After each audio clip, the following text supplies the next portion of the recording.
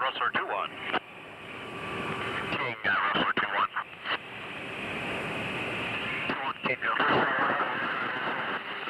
call, we got a airborne interceptor.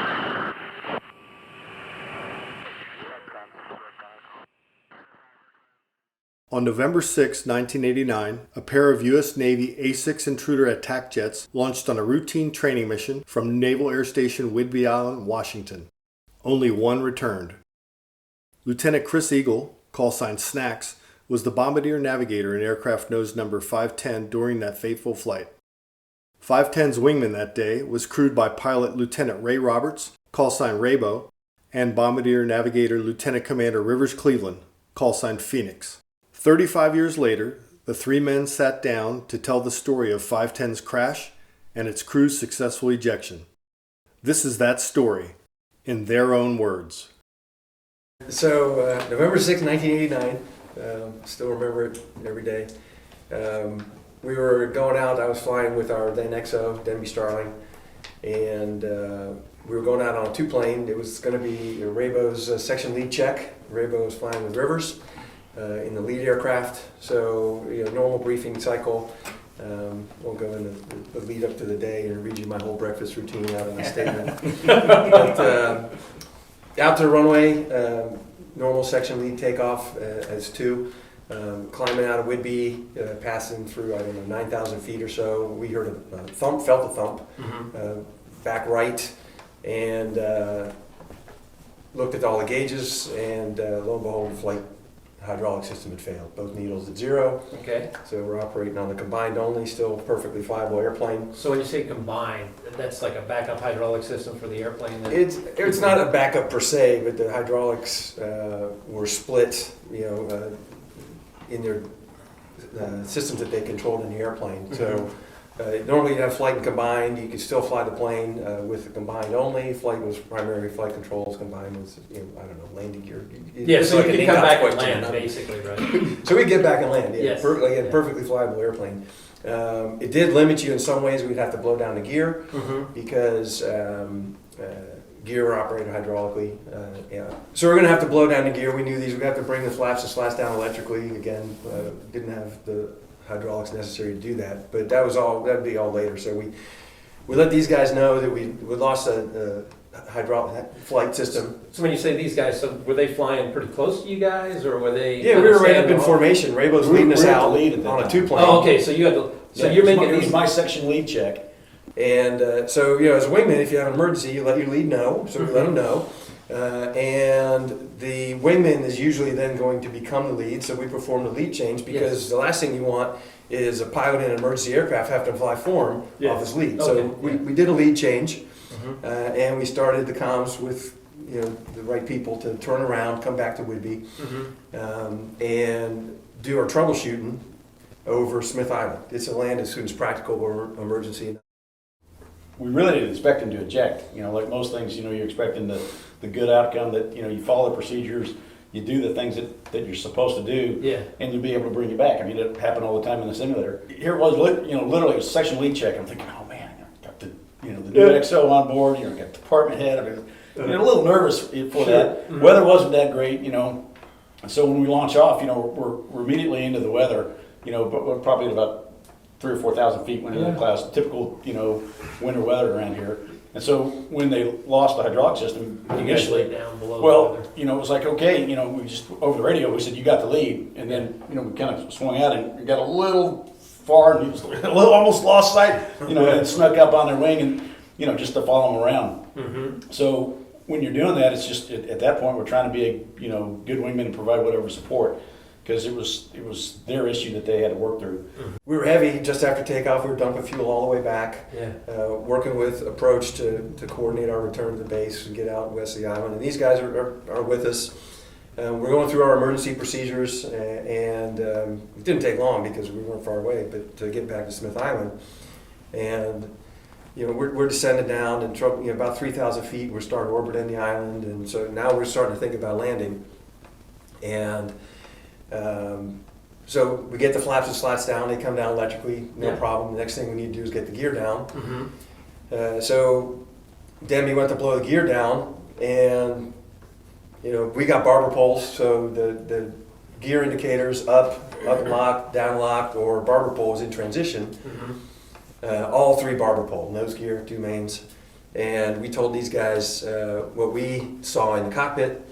And they came back and told us, I think the nose gear was trailing. Oh, okay. So it had come partway down. I think on the mains, the forward gear doors might have opened. The doors are open, But the no mains sticks. No. didn't come down at all. Yeah. So now we go into probable gear up landings, and then we discuss, well, now what? Do we got this trailing nose gear? Do we want that to? We had a hand pump in the A6 where you could try to pump the nose gear over center and get it down and locked. And so we just should we do this? Sure, well, let's give it a try. Mm-hmm. Better to not have it collapse under us, I guess. And so we did about 3 or 4 pumps on the hand pump, and it indicated down and locked to us. So all this took us about 270 degrees of turn. We came in from the east, heading west. Okay. And so we're orbiting in a left-hand orbit. Flaps and slats are already down. The gear didn't come down. We were pumping the handle. And not long after that, Denby noticed that the combined pumps are starting to flicker. Mm-hmm. And he said something like, I think we're going to have to get out. And I looked over and I see the needles going, and I'm like taking my kneeboard off. I tuck it up in the windshield. I don't know why this occurred to me. Like, I don't want to wear that thing if I have to eject. Yeah, smart. And then I felt the plane mushing off to the right. So we're in a left-hand orbit, and I felt it kind of mushing to the right. And I looked over, and then the backup light's out, and the needles are coming down to 0. And Denby's like, "Go ahead and get out." I didn't say anything. I didn't tell approach, eject. I didn't say no. There was no eject call over the radio. We didn't really. He didn't even use the word eject. I think we're going to have to get out. I didn't say eject. I was gone. When the ejection's initiated, things happen fast. The bomb goes off under your seat. Yeah. And then 6 feet later, there's a lanyard that's attached to the seat. It pulls the rocket motor initiator, Mm-hmm. and then you get a rocket scene. So you see this big flash, but because we're moving this way, as soon as he hits the airstream, he's out of sight. I mean, No, I put the kneeboard up, and I looked down, great ejection posture, and I pulled the handle just like that with my head down. And You went to sleep. out I went, and the next thing I know, I'm like floating up above the plane, looking down, and then the seat started to kind of tumble. The drogue chute probably like pulled me around because we're going, drogue stabilizes you for going down, but I was going up, right, drogue's out. Mm-hmm. So I felt like the seat was like going like this. I don't know what it was doing really. And then wham, right, the main opened. Yes. And that was like tumbling, and I don't know, floating in the chute. I saw him like out of the plane. As I was going up, he was out. Yes. And the next thing I know, I saw he was below me and ahead of me. Mm-hmm. So CO2 actuated, you pull the beaded handles down here, and then you got these big fat lobes, you snap them together for flotation. Release my raft. Down it went. Options, and I was like, what are the options? So I looked up, I think I'm going to pull these things, I'm going to steer to Smith Island. No, that wasn't going to happen. We were too low, and I was too stupid. But I think I unclipped my mask. I kept my helmet and my mask stayed on. Oh, okay. So I think I unclipped my mask, and then looked for my coke fittings. Thought it was going to take a while. I looked down, and I felt like the water was there. Yeah. I watched the raft hit, and waited, boom, got out, and reeled in my raft. Raft inflated as it was supposed to. Reeled in the raft. Tried to climb up into the raft, haul myself up. I got up in the raft and tried to turn over. I still had my seat pan on. I hadn't released that. So I'm like flipping over. So I'm on my belly, trying to get my seat pan like kicked out, so I could flip over in the raft. And I'm just thinking, I'm freezing. So I finally turned over in the raft, and I was freezing. That's all I could think. It was so cold. And the raft has those flaps. Right? I'm trying to pull that up around me like a blanket, and I'm trying to splash water out of the raft. These stupid things, right? I didn't feel like any real sense of it. I knew these guys were orbiting overhead, so it's not like somebody had to find me, or I'm really worried about that. Eventually got my radio out. Did you get your chiclets out? No, this is so. Here's my one big regret. I looked at it over the years. I look back, and you got this, vest full of stuff, flares and smokes and chiclets, and I didn't use any of it. Eventually, I got a hold of Rivers. Answered back. Oh, really? On guard, and he said they're coming or something like that. And I'm cold, man. It was boom, now what? No, get away, because Debbie's coming out next.